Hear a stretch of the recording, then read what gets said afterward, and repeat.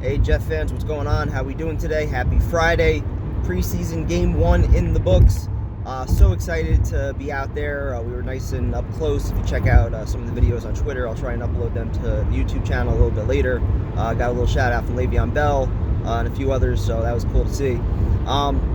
Biggest takeaway from yesterday, aside from the kicker stuff, which I'll get to in a second, is Sam Darnold. Because again, so much of this season, I continue to say it, so much of this season hinges on what type of quarterback we get in year 2 from Sam Darnold. If he takes the leap that other quarterbacks have shown the ability to take in year 2, guys like Mitch Trubisky, Jared Goff, Carson Wentz, Deshaun Watson, Pat Mahomes, even though he didn't start his first year, when he stepped right in year 2, he was ready to play.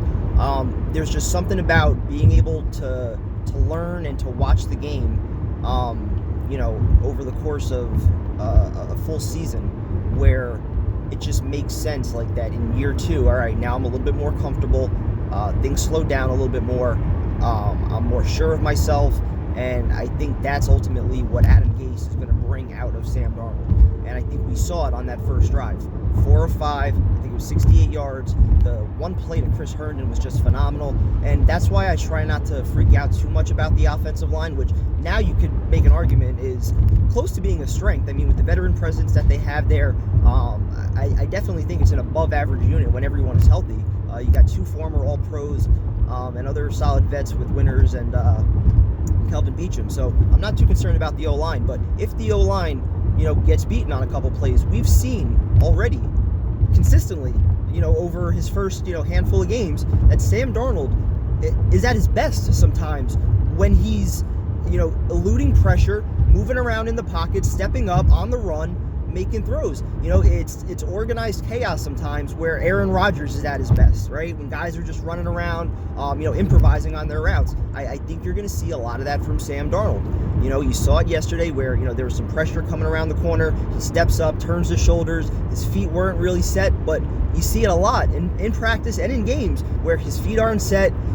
Some of the footwork might be a little shaky, yet he still delivers a perfectly accurate throw on the run to Herndon, deep down the field. So that was cool to see. You already see Crowder being a guy that he's just going to be relying on, short yardage, hopefully yards after the catch as well. A red zone target, he had the touchdown, so that was just real cool to see. Davis Webb, unfortunately, was terrible. He was looking good the last few days in training camp, but again, we've seen practices before where Petty's been good and Hackenberg have been good, but once you get on the field, it's a completely different story, and things move so much faster, and if you're not able to break things down quick enough, you're going to be overwhelmed, and I think that's what we saw from Davis Webb. So, Simeon, he looked good.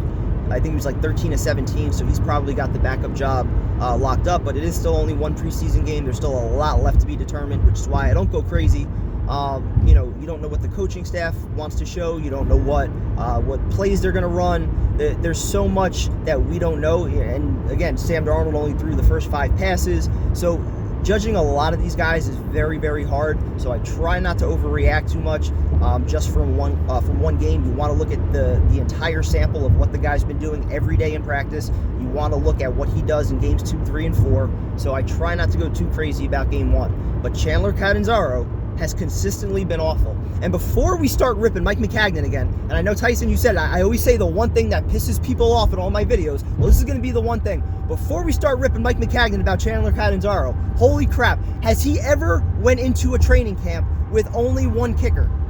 Never. He has not. Okay? Fact, he has not. Has he ever gone into a season without a kicker that's been reliable? Nick Folk. Catanzaro, the 1 year he was here with us, he was fine. Jason Myers, he picks him up. At this time last year, we didn't have Myers. He picked him up on August 21st. And yes, he goes to the Pro Bowl, but he signed for $5.5 million this year in a 4-year contract. I understand not giving him that because he's shown the ability to sign kickers before. That's what doesn't make sense about this to me. He has always brought in competition before. Joe Douglas has been here now for a few months. Why hasn't he brought in competition yet? And again, it's still early August, so I'm not going crazy. I know they're going to bring in somebody eventually, but the fact that it hasn't happened yet is just mind-boggling. Every position has competition on the roster. Bring in another kicker. Whether it's Ross Martin or somebody else, bring in another kicker.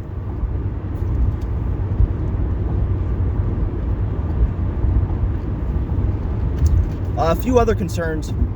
Obviously, the backup O-line depth. Until Khalil gets in here, I think the Jets may need to add a veteran tackle. I don't know if Adoga is going to be ready for playing time in year one. But we'll see how that situation plays out. Alex Lewis is obviously going to be a big help as well.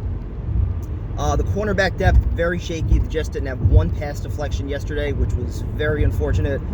Derek Jones got beat on a deep ball. Nickerson got beat on a couple plays, where he kind of laid out and, went all or nothing and didn't get the deflection. And then I think it was Doug Middleton took a bad angle, gave up the one touchdown. Another play, I think Doug Middleton didn't have help over the top. So, the secondary was a little shaky. Santos Ramirez, backup safety, didn't get turned around in the end zone on the Daniel Jones touchdown. Just some little things like that you want to see cleaned up. A few penalties as well.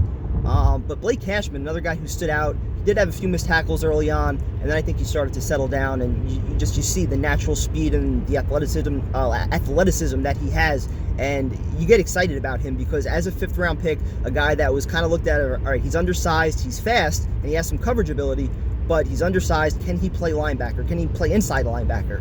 Some of the same questions we had about Darren Lee. And, you see him, he's not afraid to, to stick his nose in there. I think he's got a good sense of the game, good motor.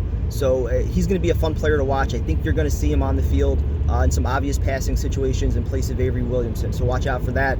Greg Dortch, caught a touchdown, looks good on punt returns. I think he's going to be fine there. Trenton Cannon, special teams beast. In half a mile, keep right to continue on New Jersey 208 South. Follow signs for Franklin Lakes. Let me get my directions in.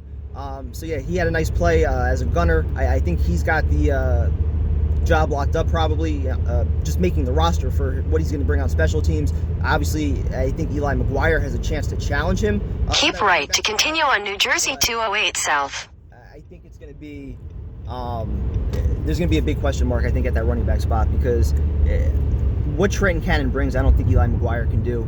And yes, Eli McGuire may bring more to the table as a running back, but at the fourth running back spot, how valuable is that? So that's going to be something definitely worth monitoring. Other than that, I'll check some of my notes when I get back home, but anything that we didn't cover, we'll obviously talk about on Tuesday night. Heading out right now to meet up with Jay. New NYSF mag going out. All right, so we're getting those to all the stores this weekend. So check it out, nysfmag.com. Going to be in over 400 different locations. Lots of great pictures and stuff from training camp in there. Plenty of insight. So we'll continue to keep you guys posted. We'll be back at training camp in a couple days. So talk to you guys soon. Go Jets.